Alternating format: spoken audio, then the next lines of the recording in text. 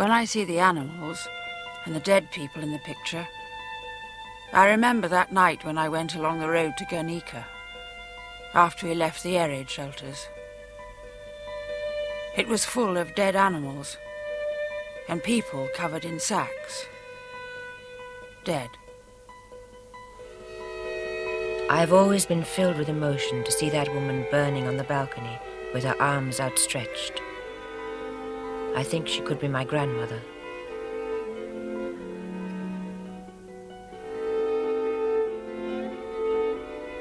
Picasso's painting, Guernica. For two survivors, the town's bombing in the Spanish Civil War is a personal memory, but for nearly 50 years it has echoed in the conscience of the world.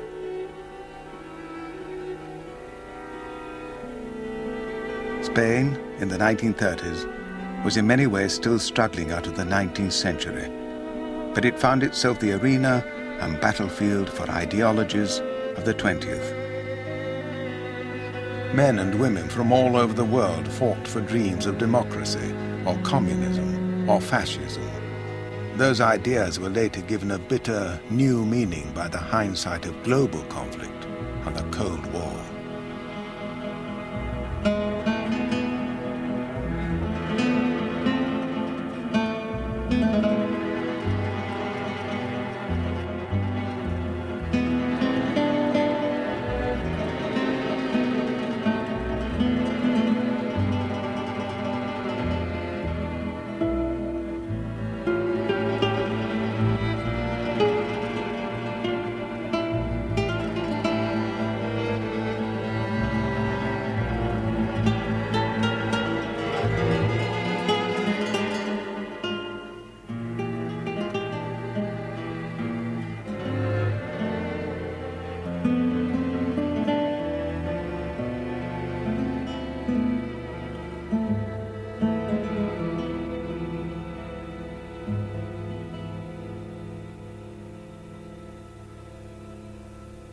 Europe in 1936. Hitler had been in power for 3 years. Mussolini had ruled Italy since 1922. In Russia, Stalin had begun the show trials and purges of his enemies. Democracy everywhere was on the defensive. Britain and France were fearful of a European war. Then came the news from Spain.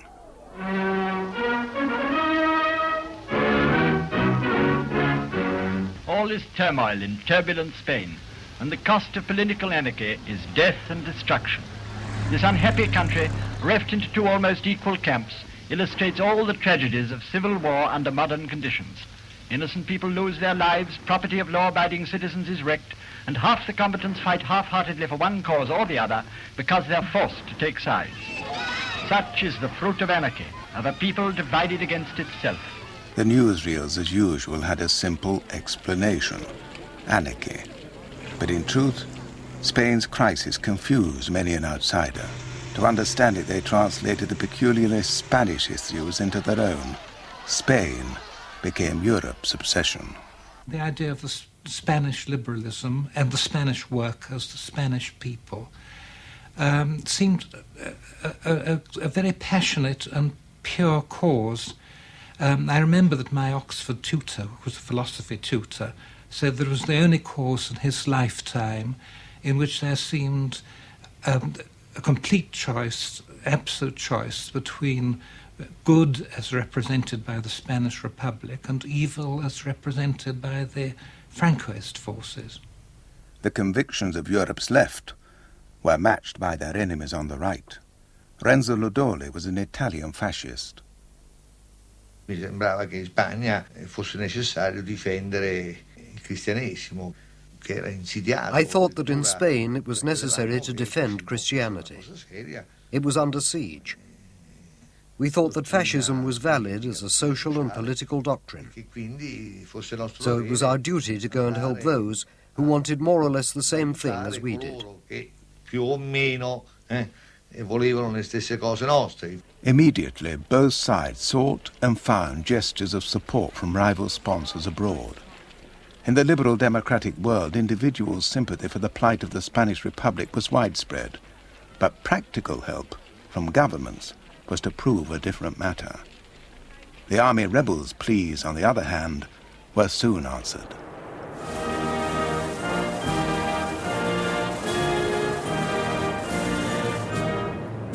Franco was not, at that time at least, a fascist. He was a conservative monarchist, but he was immediately assisted by European dictators who were fascists, and so he was inevitably identified with their kind of political despotism. Nevertheless, there is no evidence of any international fascist complicity in the Spanish general's original coup. On the contrary, in the summer of 1936, Hitler's thoughts were far from Spain. He was building a war machine for his own purposes, expansion in the east, and the repression of his opponents inside Germany. Hitler promised Britain that Germany wouldn't get involved in Spain.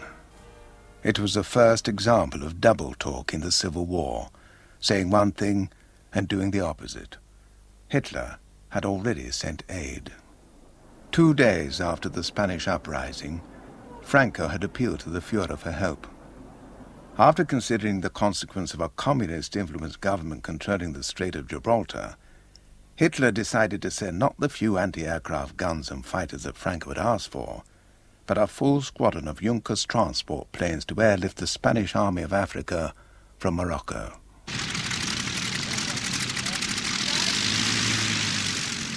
"1,500 of these troops were transported to Seville to begin their fighting passage to Madrid. These crack troops of the Spanish army were to play a decisive role in the war. Hitler said later that Franco should erect a monument to the Junkers 52, the aircraft that Franco had to thank for his victory.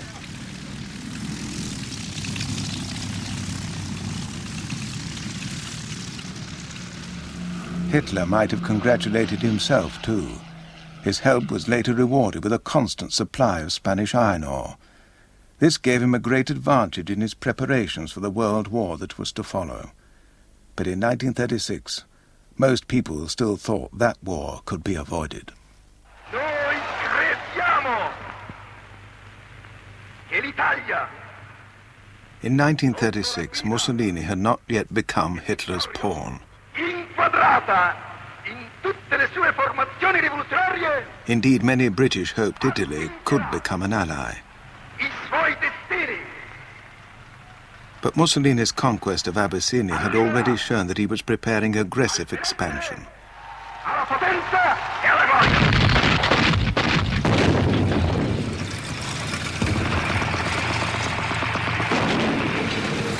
He wanted to turn the Mediterranean into what he called Mare Nostrum, our sea, another Italian lake. There was a natural challenge at the entrance to that lake. Throughout the 30s, Mussolini had dabbled with small-scale right-wing plots to subvert Spanish democracy. He had modestly financed the leader of Spain's fascist party, José Antonio, and allowed right-wing military groups to train on Italian soil. In 1934, in a written though informal agreement, Mussolini had promised to supply arms to Spanish monarchist conspirators should they overthrow the Republic. When the time came, after the uprising, he supplied 12 bombers, the first foreign military hardware to arrive in Spain's war. While Germany and Italy supported the army rebels, Léon Blum, the French Prime Minister of the recently elected Popular Front government, naturally identified with the Republican government of Spain. Léon Blum feared France's isolation. Still haunted by the terrible French losses in the 1914-18 war, and already flanked by 2 fascist powers, France certainly did not want to be trapped in a fascist triangle. Blum went to London to discuss plans for a collective security treaty with the British. Before he went, he ordered that arms be sent to Spain. At this meeting with Anthony Eden, the British Foreign Secretary, Spain was not officially on the agenda, but Blum discussed it anyway. On his return to Paris, he reported the conversation to Jules Moch, a member of his government. Blum told me of his talks with Eden et la position extraordinairement extra-européenne. And the extraordinary non-European stance that both Eden and his colleagues were taking. Eden told Blum we shouldn't get mixed up in it, that even if war broke out in Europe over Spain, England, who was distant from all that, would remain neutral.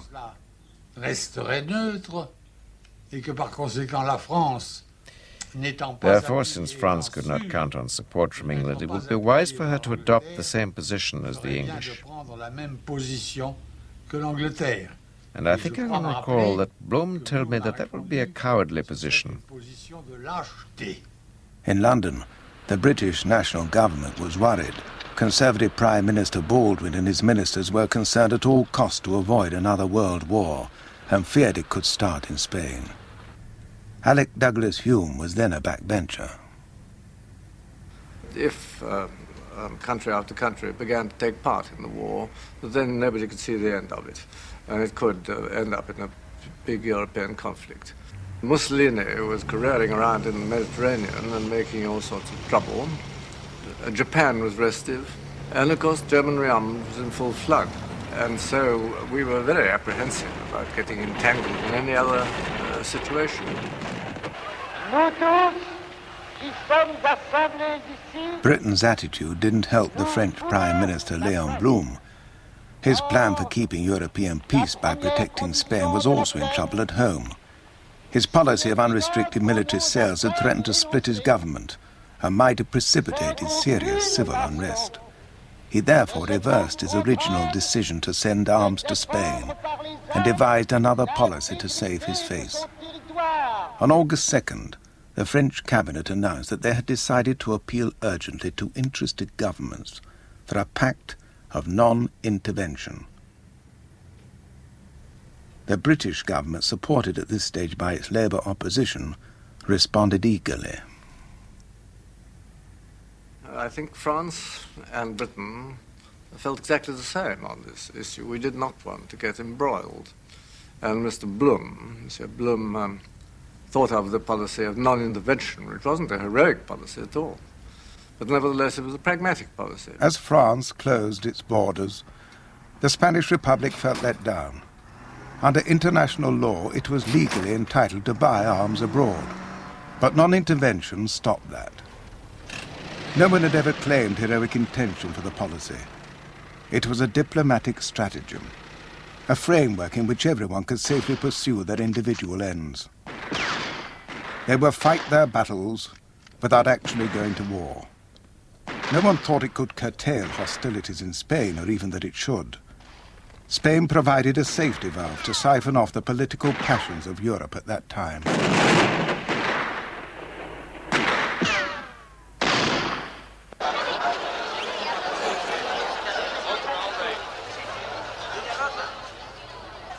Adesso quando si dice fascista si pensa alla violenza, alla dittatura.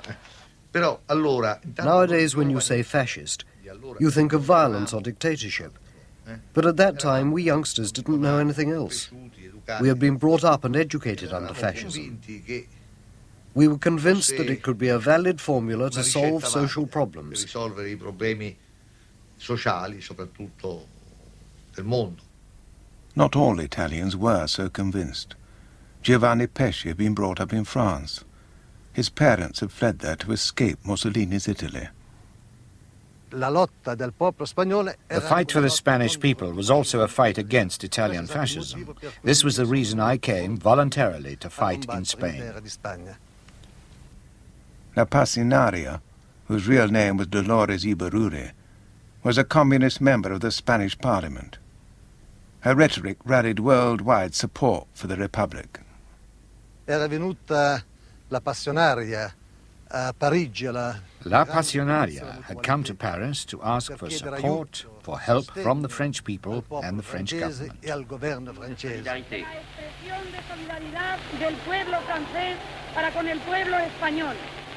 pueblo francés no olvide que la lucha que en estos momentos sostiene el pueblo español es la lucha por la paz, es la lucha por la libertad. She finished her speech by saying, if Spain is defeated, the world will be flooded with blood. And so I, a young, very young, militant of the anti-fascist movement, said that I must also go to give my contribution. In Germany, communists had been the first target of Hitler's terror. And so when Hitler made clear his support for Franco, German communists knew which side they were on. I believe that for us German anti-fascists, it was more poignant than for anybody else. We had tangibly experienced Hitler. Thousands of German anti-fascists were already in prisons and concentration camps, and we immediately recognized the connection between Franco's intentions and those of Hitler. The politics of economic depression spilled over from the cities of Europe to a full-scale battlefield in Spain. It was mainly communists who travelled to do the fighting. Frank Deegan was an unemployed communist docker from Liverpool. I believed that if Hitler and Mussolini managed to help Franco to win, then this would be a defeat for the whole Labour movement throughout the world. We thought, you know, the fascists of the world were ganging together, so a call went out for volunteers to help the Republican government. The call came from Moscow. The International Committee of Communist Leaders, the Comintern, organized an international column of volunteers. Stalin himself, however, had his doubts. He was weighing Britain and France as allies against the Nazi threat and didn't want them scared off by communist intervention in Spain. He held back from sending arms. He did send advisors, ambassadors, and food.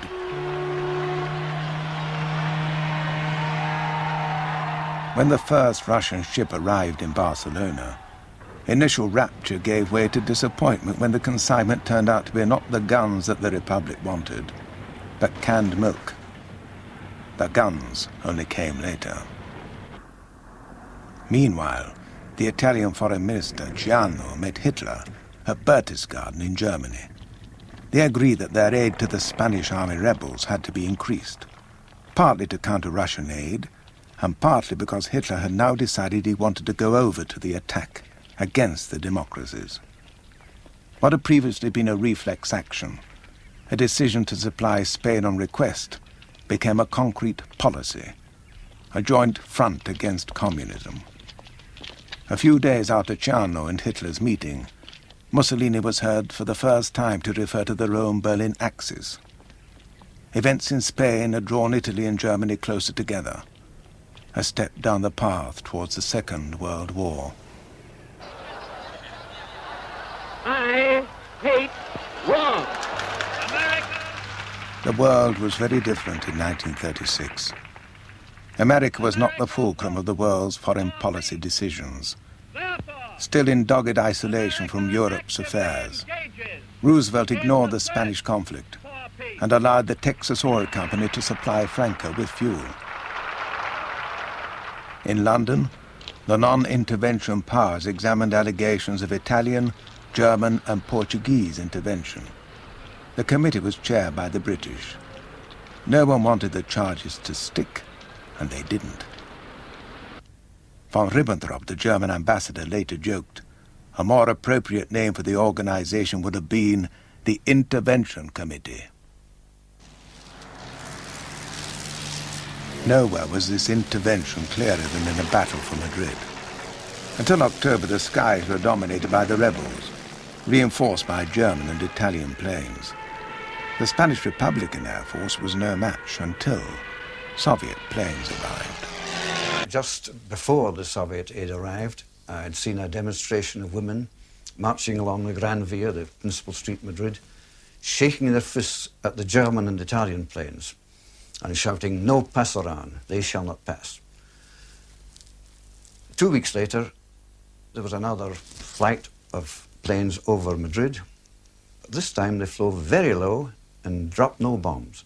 Everyone looking up from the streets suddenly saw They were no longer Germans or Italians, they were Russian planes. And the cry went up that ran right through the city, son nuestros, they're ours, they're ours.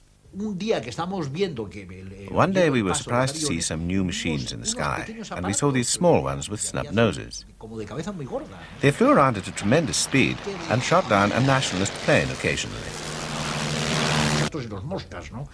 People began to get excited, started shouting, "Long live Russia!" They started to hug each other. Just 15 weeks after the start of the war, the Republic's capital, Madrid, was on the front line. The rest of the Republic lay behind. The army rebels held the territory north and west of the capital. Their land offensive began on November 7th. With only 25,000 men, the nationalists were attempting to capture a city of 1 million inhabitants. Franco had made ready lists of people to be arrested. Having met little resistance so far, he could not have anticipated the stubborn reaction of the Madrid people. No pasarán, they shall not pass, had become the slogan of Madrid, and indeed of all Republican Spain. The government under Largo Caballero left the capital for the safety of Valencia. So did many of the population. For those who stayed, some preparation to defend the city had already been made.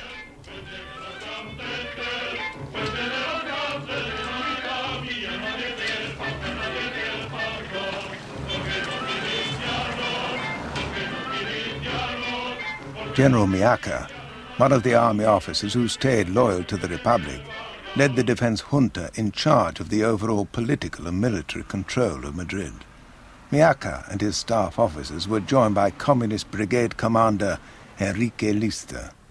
The population had been prepared politically to receive the enemy with boiling water, with oil, with anything that came to hand, from their balconies and roofs. The defense of Madrid was more thanks to the people of Madrid than to the militias.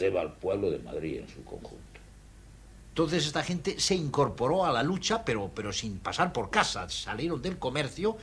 People joined up at once. They didn't even bother to go home. They were given some hand grenades and a rifle, and with their ordinary jacket and trousers, they got into waiting vehicles or into a tram and went off to fight. This was really striking and wonderful. It was one of the most wonderful moments of the war. Everyone in Madrid was involved. Loyal officers staffed the army. Ordinary people built defenses for the city. Political parties recruited men for defense militias. But most of all, an organized army was created. However barely trained and equipped, 10 new brigades of the popular army of regular soldiers, mixed with volunteers, were naturally a more effective fighting force than the old militia columns.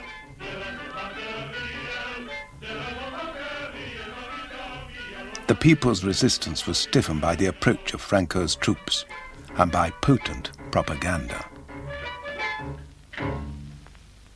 Madrid, corazón de España, late con pulsos de fiebre. Si ayer la sangre le hervía, hoy con más calor le hierve.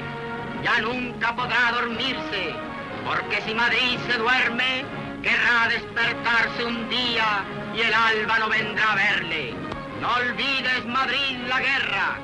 Jamás olvides que enfrente los ojos del enemigo te echan miradas de muerte. Rondan por tu cielo halcones que precipitarse quieren sobre tus rojos tejados, tus calles, tu brava gente.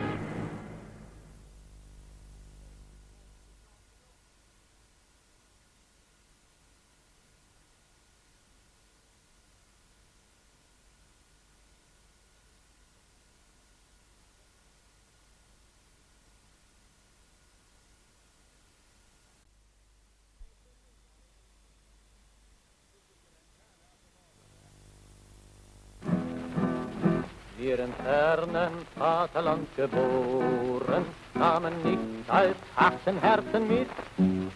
Doch wir haben For 2 generations, the Spanish Civil War has been remembered for the international brigades.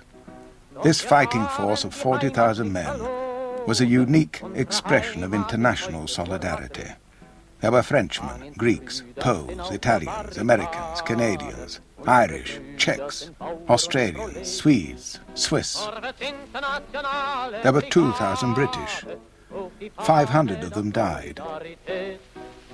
But the war was already 4 months old, and Madrid under siege by the time the first organized volunteers arrived in the city to take up positions at the front.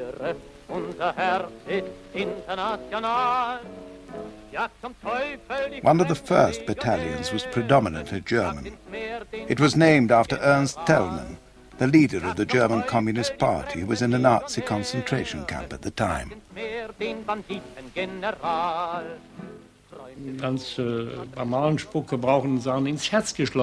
They took us straight to their hearts. They knew why we'd come. They had one slogan for us all: long live Russia. They treated us as if we were Russians, but only slowly they got to realize we were Germans.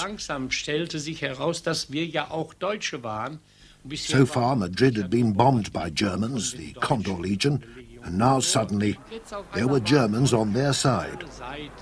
With a background of military service, a life of resistance to persecution that bred political discipline, these German communists were an example to the Spanish. For me, seeing them brought the joy of solidarity and warmth.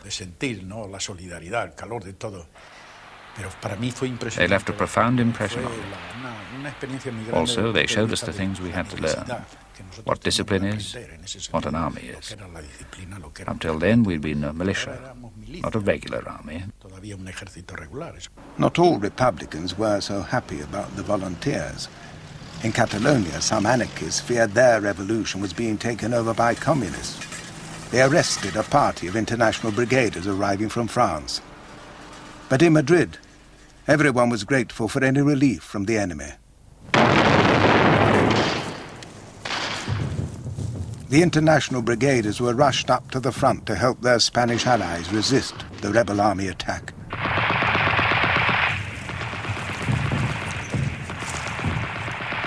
There was fighting in the Casa del Campo, a park on the western edge of the city.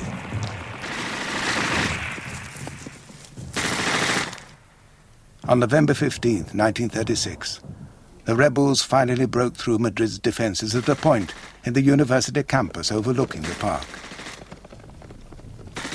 The international brigades held the line in the philosophy faculty, but 2 days later the rebels attacked again and occupied part of the clinical hospital.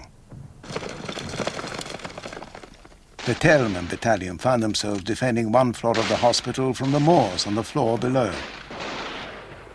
We were on the third floor. We'd knock holes in the ceiling, and then we'd throw hand grenades down to clear them out. In this fight, there was hardly ever a real front, a front which was clearly defined.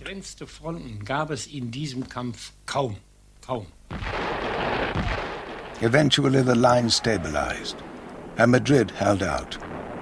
So Franco tried a new tactic.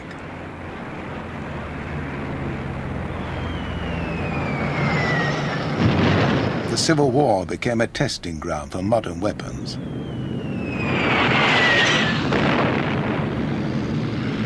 It was a foretaste of what was to happen a few years later in London, Hamburg, Tokyo, and Leningrad.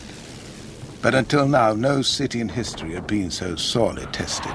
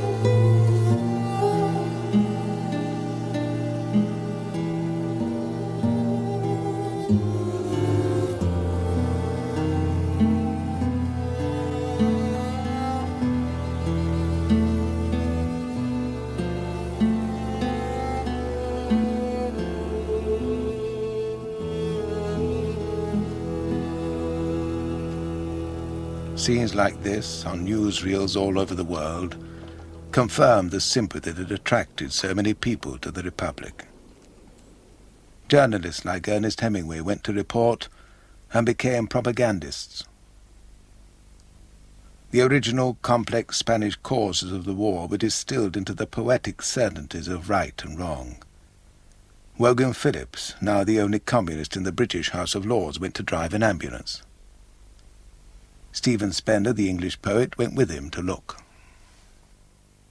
We are obsessed by the feeling that this is the supreme cause of our time, a cause of poets and of writers, the cause of freedom, and that unless the cause of anti-fascism was won, unless fascism was defeated, we wouldn't be able to exist as writers.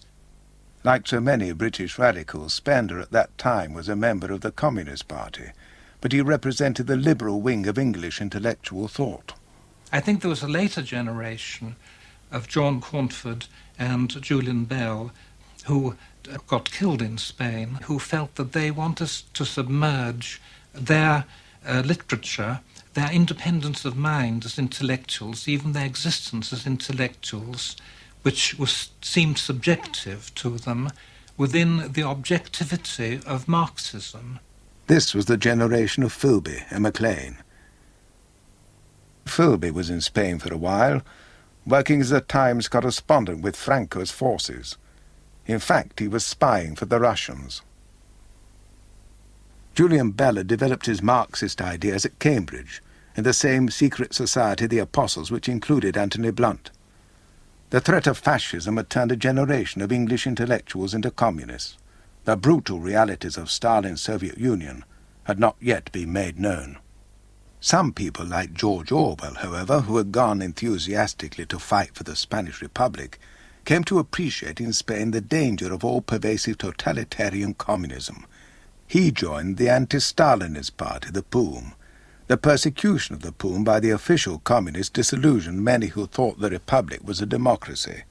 Most volunteers, though, were communists, and those who weren't felt isolated. I remember going to the front near Madrid once and meeting a young man there who was an English public school boy, and he said to me, well, you know, I came to Spain and joined the International Brigade because I understood it to be a liberal Republican organization, and what I found is that it's an entirely communist organization. And then he said, I would spend the rest of my life every day walking up to that ridge that you can see a few hundred yards away, and that'll be the end of me. And he certainly was disillusioned, although he accepted this, and he was killed within 6 weeks. But for many Spaniards, the Soviet Union's support seemed a salvation. In 1937, Teresa Pamias was a member of the Socialist Youth. I és que la Unió Soviètica ens ajudava. Era el país que venia armes al govern legítim de la República. The Soviet Union sold guns to the government of the legitimate republic. Guns came to Barcelona in their ships. It brought us this feeling of mythical togetherness, which became very solid. This comradely solidarity had a hard business edge. All the arms were paid for. Spanish gold reserves had been sent to the Soviet Union. They supplied the arms. Political influence came with them. In Madrid, morale was sustained by showing epic Soviet films like Kronstadt, celebrating the defense of the Soviet Revolution of 20 years earlier. But the Soviet influence was not revolutionary in Spanish terms. On the contrary, the Communist Party's disciplined approach to fighting the war and keeping order attracted large sections of the middle classes in the Republican zone. They had been frightened by the rival anarchist revolutionary ambition for the Republic. At the end of 1936, Stalin wrote to Largo Caballero and argued in diplomatic French that the Republic should collaborate with liberals and conservative peasants. It is necessary to prevent the enemies of Spain considering her a communist republic, he said. Stalin, remember, still needed Britain and France on his side. They were still not his certain allies against the threat of Hitler. And in Spain, Hitler's intentions were becoming clear. His ambassador formally recognized the Franco regime during the Battle for Madrid, and now Hitler could hardly afford to let the rebels lose. Germany increased its aid and sent instructors to train nationalist officers. This gave Franco's rebels a useful but still not decisive advantage. The nationalists were holding about 60% of Spain, but they were short of troops and had stalled on a front of 1,200 miles. In spite of a dangerous bulge around Madrid, the Republic was holding its ground. The nationalist sponsors became impatient, particularly Mussolini. Without even consulting Franco, he began to send large numbers of Italian volunteers to Spain. Their first battle was at Malaga. It was an easy victory.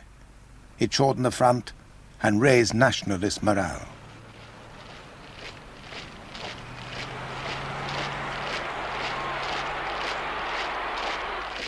The nationalists now tried to encircle Madrid, first from the south by crossing the Jarama Valley. Republican reinforcements, including international brigaders, were rushed up to the front line.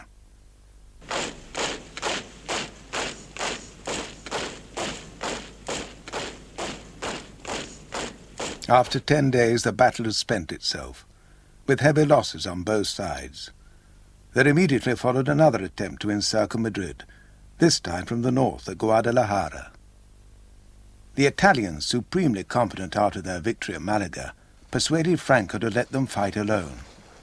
On the Republican side, the Italians from the Garibaldi battalion of the International Brigades took up position against their fellow countrymen. Questa era la posizione del battaglione Garibaldi. This was the position of the Garibaldi battalion. Headquarters was near the woods. The fascists were here, all in this area. Poi verso le 11 mezzogiorno vediamo passare due macchine. Then, at about noon, we saw two cars go by. We stopped them and they said to us, "But we are Italians." We answered, "We're Italians too." Giovanni Pesci and his comrades had found just what they had come to Spain for, the opportunity to fight Italian fascists. They started to raise their hands, very worried, and began to cry, "Don't shoot us, we are Italians too. It's not our fault if Mussolini sent us here. They told us they were sending us to Abyssinia." We took them prisoner and took them to the command. When the Republican troops routed the Italian opposition, Mussolini was furious. He decided that no Italian could return home until they'd won a victory. Foreign aid on both sides poured into Spain at a faster rate than ever before. But it was not enough to clinch the war, only to prolong it. And Madrid was now a stalemate. It remained so until the end of the war, 2 years later. So the nationalists switched their offensive to the north. The western part of the Basque country was still Republican. It had been separated from the main Republican zone since the early days of the war. This northern region was a potentially valuable prize on account of its heavy industry and mineral wealth. It was a special region in other ways. Here conservatives were fighting side by side with anarchists and socialists. The Basques gave the lie to Franco's claim that his campaign was a Christian crusade. The region is the most devout Catholic area in the country. Here people prayed for victory against the nationalists. Their opposition to Franco and support for the Republic came from the traditional Basque yearning for the home rule of their region, so distinctive from the rest of Spain. The Liberal Republic recognized that ambition, but the nationalists who believed in the unity of Spain were determined to crush it. The attack began on March 31st. The nationalist General Moller threatened to raise the region to the ground. He nearly succeeded. But first, the nationalists tried to starve the Basques into submission. The sea blockade of Republican ports posed an embarrassing problem for Britain. Several British merchant ships, legally commissioned to deliver food supplies to the Republic, were stuck in the French port of Saint-Jean-de-Luz. The British government was reluctant to challenge Franco's navy by supplying escorts for their merchantmen. Despite outcry from the House of Commons, Eden announced that British ships would be protected only outside a 3-mile limit of Bilbao. At the same time, the British were secretly negotiating with the nationalists for the output of British-owned mines in Spain. On April 19, 1937, a Captain Roberts, the master of one of those ships, the Seven Seas Prey, became anxious to leave Saint-Jean-de-Luz before his cargo rotted. Captain Roberts defied the British order and set sail for Bilbao. His daughter, Fifi, was on board. So at 10 o'clock we darkened ship and pulled up anchor and sailed out. Frantic flashings from the shore, and a searchlight was played on us, but Father was doing a Nelson act, you see, he just shut that eye, and we sailed on. I mean, there's nothing to it. In spite of the warnings of the British government and the threats that Bilbao harbour had been mined by the nationalists, the Seven Seas Spray arrived unscathed and sailed up Bilbao River. We were the first in, and were told there's only 4 days' food left for the people. Everybody was cheering, hooters were going. It was rather like a ticker tape reception. Only we were coming up the river and everybody was hanging out from all their windows and waving and cheering. It was quite emotional.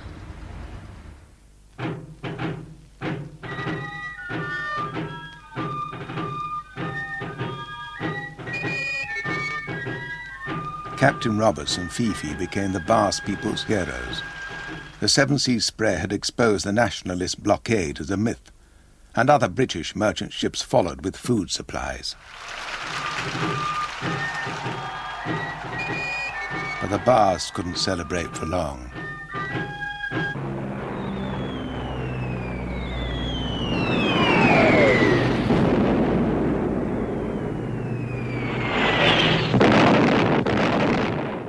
"10 miles behind the front line was the small market town of Guernica, with a population of 7,000.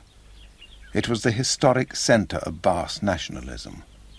The tree of Guernica, the symbol of Basque freedom, stood beside the Parliament building where traditionally all Spanish monarchs had sworn to uphold Basque liberties.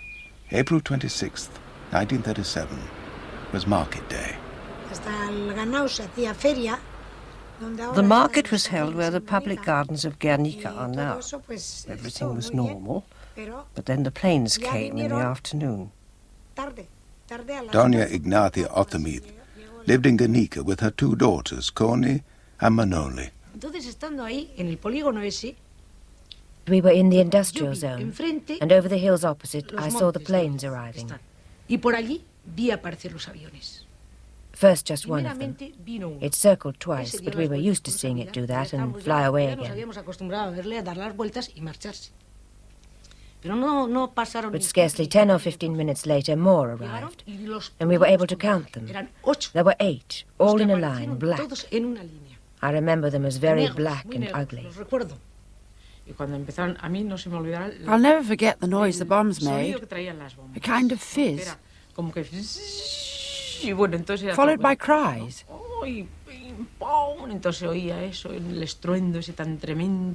Then a tremendous crash, over and over again. I can still hear the noises, and we could feel everything tremble.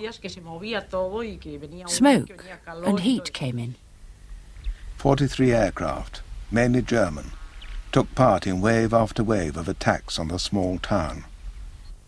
Karl von Kanar was the squadron leader of the Condor Legion which bombed Guernica.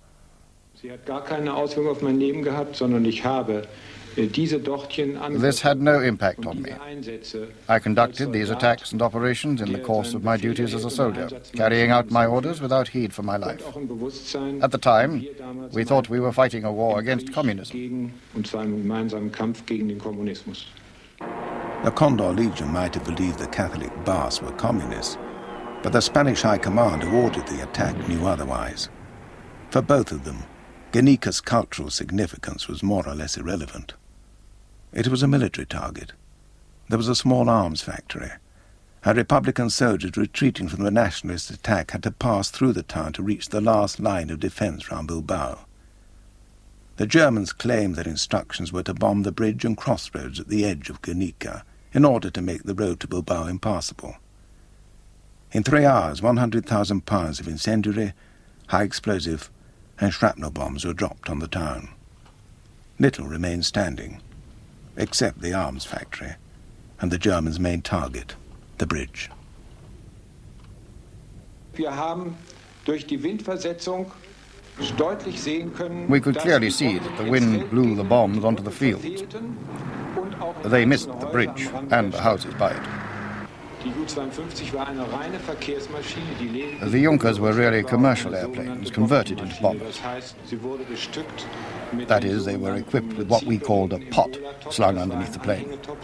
It could be retracted during takeoff and landing and lowered during flight. And the poor observer had to climb down a tiny ladder into this contraption with his goggles and his flying helmet on. And there he had a primitive targeting device and rangefinder. The Germans' excuses don't explain why they did not use accurate Stuka dive bombers to destroy their objective, the bridge at the edge of Guernica, nor the fact that they machine-gunned the fleeing population, nor the magnitude of the whole operation. I can still remember, and I was just 9 years old, the force of the blast of heat in my face as I came out. All the buildings next to the factories were burning, everything on fire. The sky was red with reflections. 2 days after the bombing, Fifi Roberts was taken with her father to see the devastation of the town. 45 years later, she returned to Guernica to revisit the scene she had photographed with her own camera.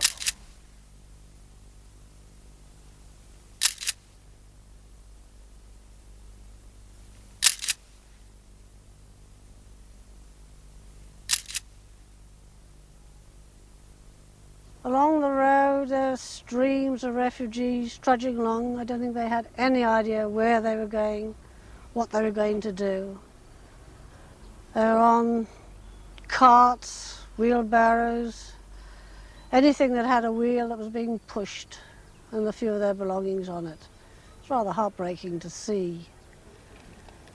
And then when we got into Guernica itself, there wasn't a building standing. There's rubble all over the place. Nobody to be seen except the odd soldier. I think they'd been still looking in the ruins for bodies. Luckily, we didn't see any, but the place was an absolute shambles. 72 hours after the raid, before the reckoning of destruction could be completed, the rebel army arrived at Guernica. They immediately began a propaganda offensive as well, making show of guarding the famous Basque Tree of Liberty. They even tried to put the blame on the Basques for destroying their own town. Cierta prensa aseguró que esta desgraciada ciudad fue destruida por la aviación nacionalista. La trabación de hierro del frontón y los bidones de gasolina acumulados frente a la iglesia demuestran que fueron patrullas de incendiarios quienes echaron sobre sus hombros la tristísima misión de arrasar la pintoresca cuna del fuerismo vasco.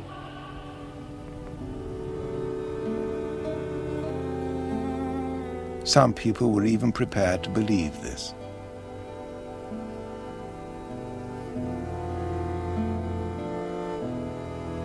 The nationalists' real prize lay ahead. To protect their rich industries, the Basques had built a defensive wall around Bilbao, a ring of iron. But it could not protect the city from intensive bombing.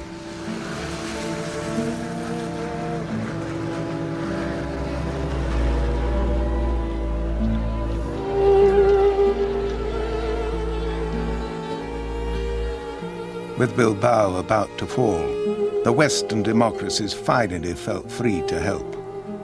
The children of Republican Spain were catalogued, given medical inspections, labeled and transported to England, France, Belgium, America, and the Soviet Union.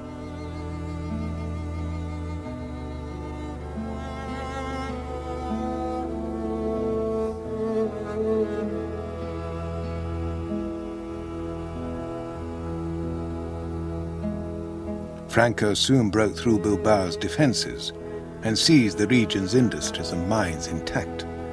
Soon ships left Bilbao with new cargoes. Soon Franco was exporting iron ore. His clients included Germany and Britain. Both countries were to use the captured resources of the Republic for their own rearmament program. Non-intervention, either real or phony, didn't interfere much with business or prevent the world war that was to follow.